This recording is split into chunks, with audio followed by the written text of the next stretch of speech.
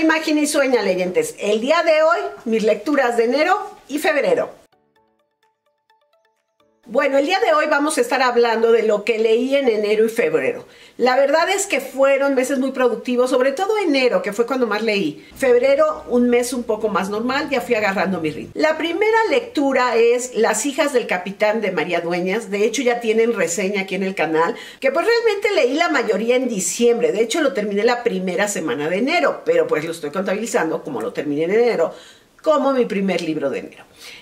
Las hijas del capitán nos cuenta la vida de tres chicas que vienen a vivir a la fuerza a América y que no están muy de acuerdo a venir, no saben hablar inglés, toda la problemática que tienen. Ellas vienen buscando a su padre, que su padre ya tenía tiempo viviendo en Estados Unidos, y por problemas económicos en España, pues vienen para acá buscando el sueño americano, que realmente su sueño era hacer dinero y regresar a España, que yo creo que es el sueño de todos los migrantes. Y toda la problemática que tienen estas hermanas que finalmente se quedan a vivir. La verdad es que a mí me gustó mucho. Hay mucha gente que no le ha gustado este libro de María Dueñas. Yo es la primera vez que la leo y la verdad es que bastante recomendable. El siguiente libro que leí es un libro muy controversial, que es El diario del Liceo de J.J. Benítez. Realmente es una saga, por decirle saga, que empezó en 1984 y realmente tiene 9 libros, con este se cierra, que es los diarios de un par, en este caso es Eliseo, pero en los otros libros es el comandante o el mayor, no me acuerdo bien cómo se llamaba, que viajan en el tiempo y logran ir a Israel a los últimos días de Jesús. En este caso son los últimos 2 años y medio de Jesús. El libro termina justo cuando empieza lo que es la última semana de vida de Jesús.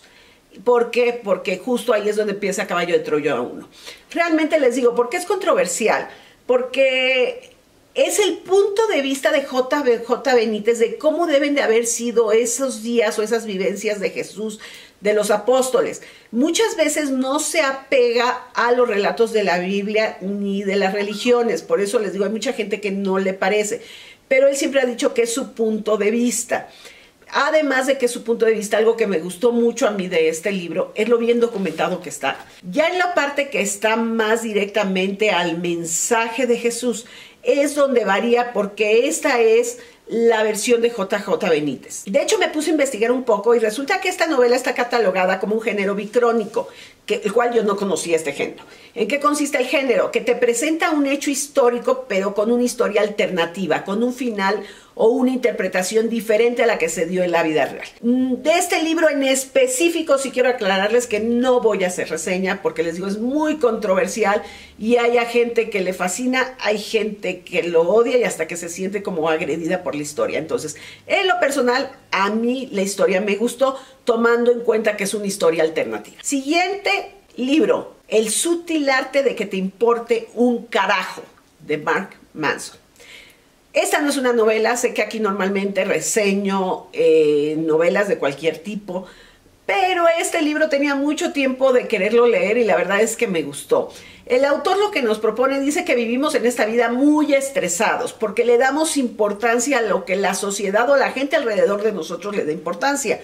Entonces, el sutil arte de que te importes un carajo no quiere decir que te valga todo, no. Pero que mantengas prioridades, que pongas qué es importante para ti, no para los demás, y que te concentres en eso.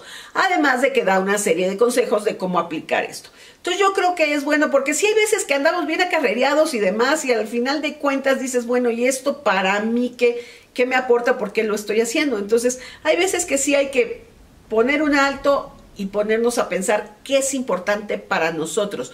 Y a eso es lo que le debemos de dar prioridad, porque si no las 24 horas del día no nos dan para hacer todo lo que queremos hacer, y desperdiciarlas en cosas que para nosotros no importan, digo, no vale la pena. Siguiente libro, La catadora de Hitler, de B.S. Alexander. Aquí nos presentan a Magda, una joven que vive con sus padres en Berlín en la Segunda Guerra Mundial, donde empiezan los bombardeos muy fuertes, pero en una familia muy rara, porque su papá era anti-Hitler, pero no decía nada, no podías hablar mal de Hitler, todo el mundo lo apoyaba. Y su mamá sí apoyaba de cierta manera, aunque no muy fanática. Es más, no eran miembros del partido, que en ese momento era un honor ser miembro del partido nazi. Y a ella la mandan a las afueras, a una población con unos tíos para que no esté en riesgo con tanto bombardeo. Pero resulta que los tíos de esos sí eran nazis de hueso colorado, miembros del partido, y le dicen a Magda pues, que tiene que buscar un trabajo.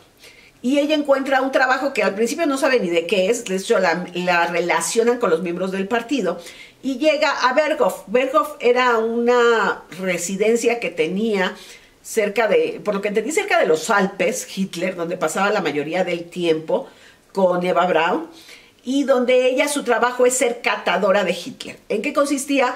En que tenía que probar los alimentos antes de que Hitler, para estar seguros de que no estuvieran envenenados, que es un trabajo de mucho riesgo.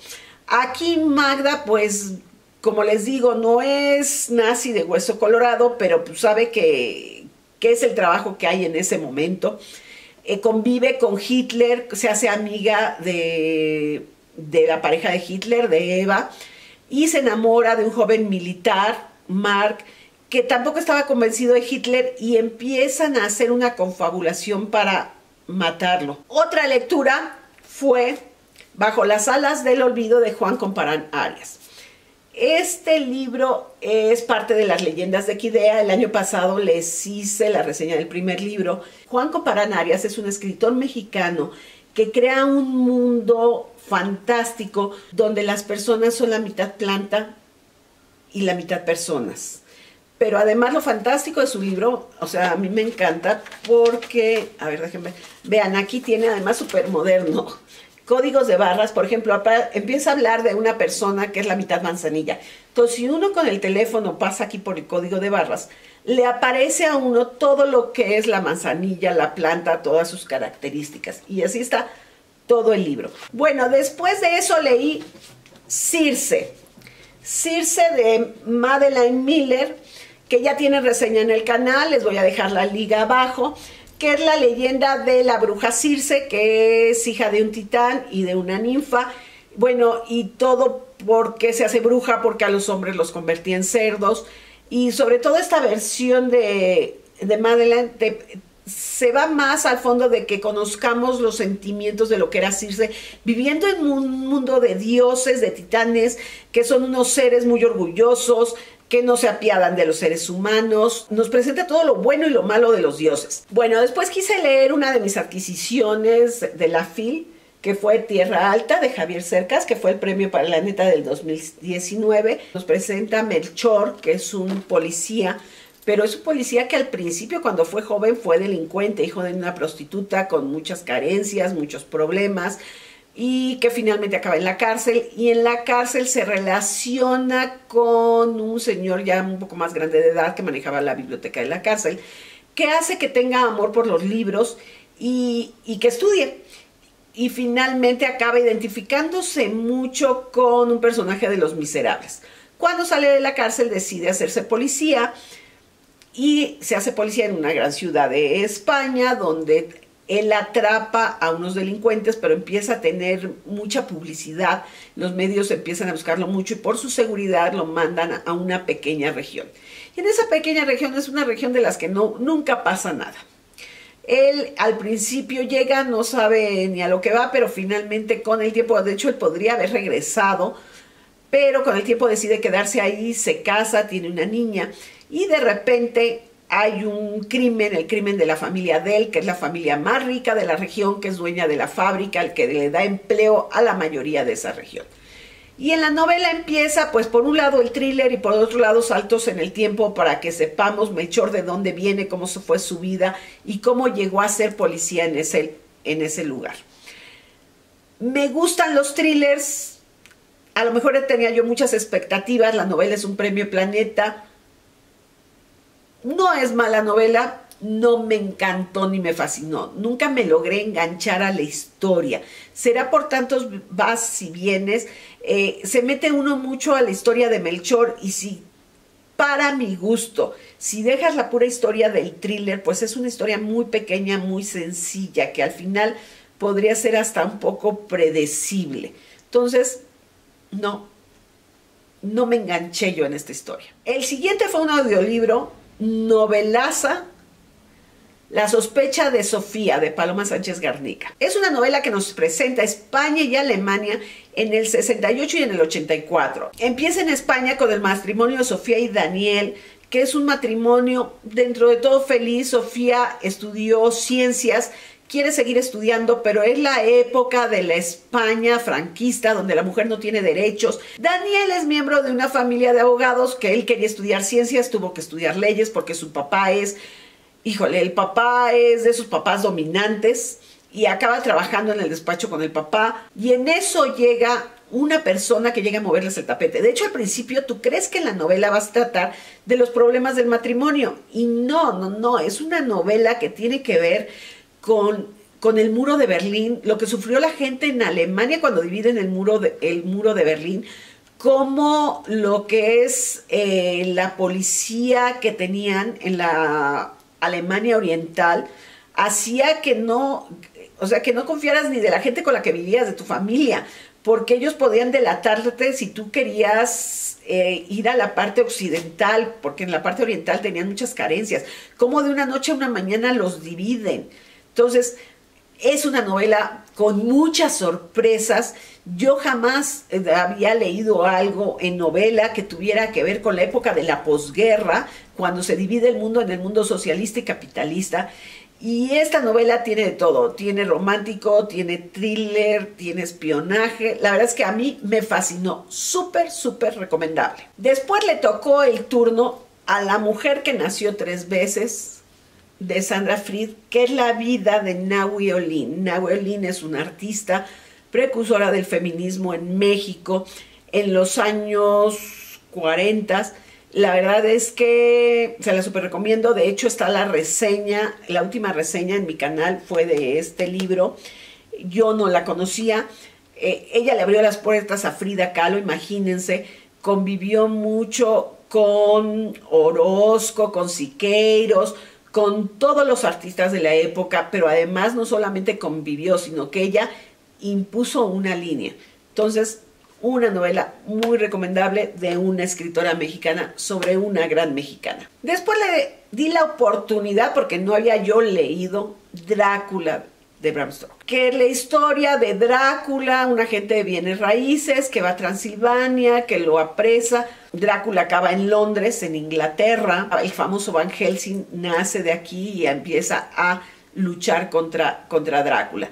Toda la novela está escrita como relatos de diarios o de cartas. No me gustó. ¿Será que hay tantas versiones y hay tanto de Drácula que se me hizo hasta en cierto momento muy monótona la novela? La siguiente novela es otro clásico, El hombre invisible, de H.G. Wells, que nos presenta a Griffin, por ahí de 1800, que es un hombre que al principio no sabemos por qué ni cómo es invisible.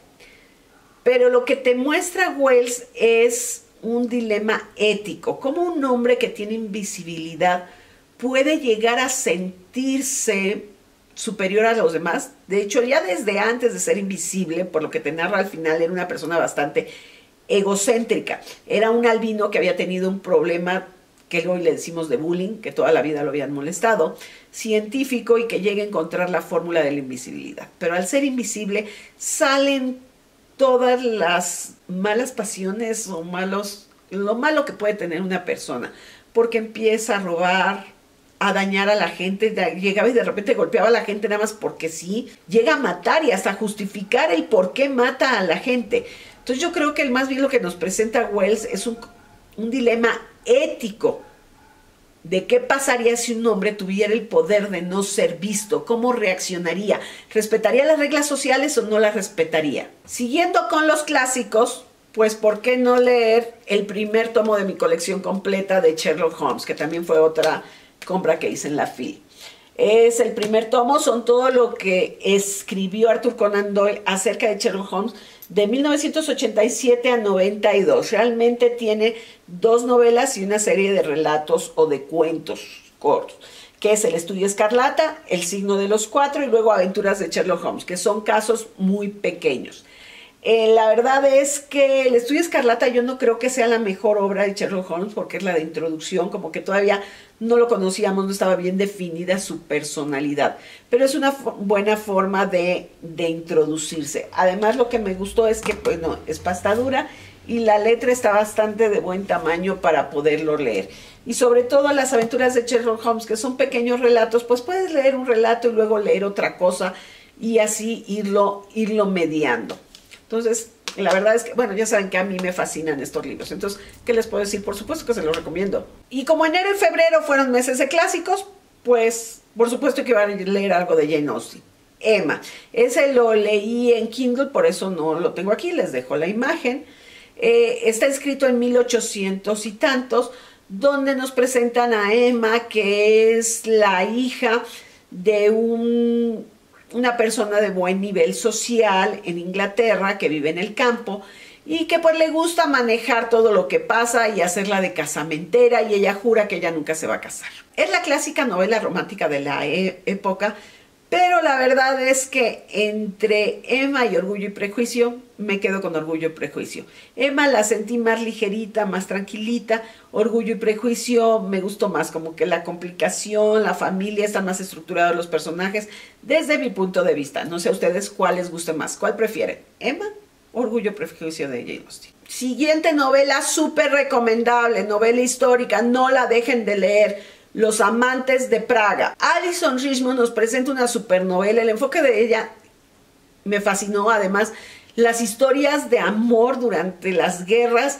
híjole, son especiales, porque no es la clásica historia de amor de que se gustan, no se gustan, se pelean, no, tienen una serie de conflictos, y aquí por supuesto. Como empieza la novela es que nos presenta a dos jóvenes, hijos de migrantes europeos, que se van a casar en la época actual en una ciudad de Estados Unidos, si no me equivoco era Nueva York, y donde pues en la boda quieren que el abuelo del novio conozca a la abuela de la novia, porque los dos habían vivido en su juventud de Praga. Entonces decían, oye, pues van a tener de qué hablar.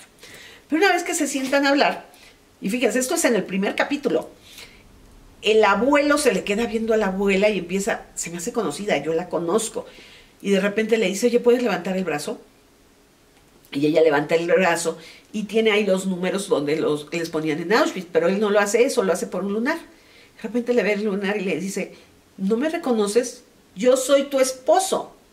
Eso en el primer capítulo. Ya después se va a la época de la Segunda Guerra, donde vemos a Lenka y a Joseph, que son dos jóvenes, hijos de familias judías que viven en Praga, inicios de la Segunda Guerra Mundial, donde ellos pues eran familias, el hijo de un doctor, ella, su papá comerciante, pero de muy buen nivel económico, ella estudia artes, y cómo hacían su vida normal, y cómo poco a poco fueron perdiendo cosas y los fueron limitando conforme los nazis fueron subiendo al poder y entrando a otros países hasta que llegan a Praga. Entonces, cuando llegan a Praga, los nazis, ellos ya son novios, y Joseph le propone a Lenka que se casen porque la familia de Joseph tenía un familiar en Estados Unidos que los podría patrocinar para salir de Praga y huir. Pero no se podían llevar a la familia de Lenka, aunque al principio le dice que sí. Entonces ellos se casan, pero después Lenka dice, no, yo no me voy, yo me quedo con mi familia. Y pues es la historia de los dos, cómo él se va y tiene ciertos problemas y acaba viviendo solo porque pierde a toda su familia en Nueva York, y cómo ella se queda y le pasa lo que a muchos judíos, pero no llega a Auschwitz directo. Llega a un lugar que yo nunca había oído hablar de él, Terezín, que era como un experimento al principio que hicieron los nazis, de una como villa o una pequeña población de judíos subsistiendo ellos solos, pero con cosas muy limitadas.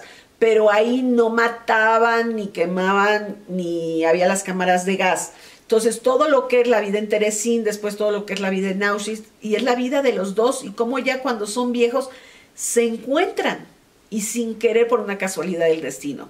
No la dejen de leer. Súper, súper novela. Si alguien ya la leyó, díganme qué les pareció.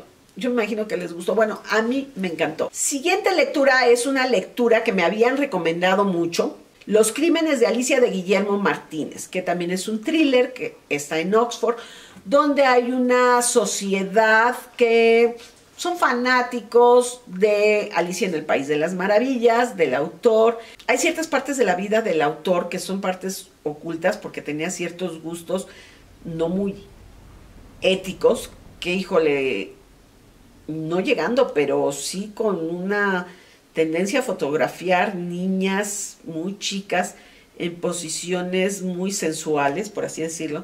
Y entonces hay ciertos documentos que la familia del autor estuvo ocultando y este grupo empieza a encontrarlas, pero de repente empieza a haber ciertos accidentes, ciertos muertos. Y pues bueno, es un estudiante argentino que es el que empieza a investigar con la policía y con otro investigador de Oxford qué es lo que sucede.